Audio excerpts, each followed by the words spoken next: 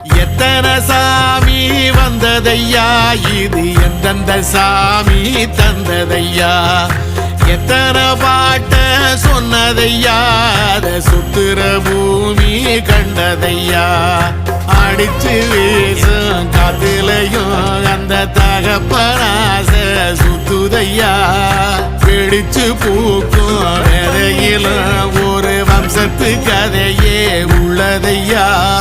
100 தலைமுறை சேர்ந்து செதுக்குன ஈர நலம் இது பாறையா,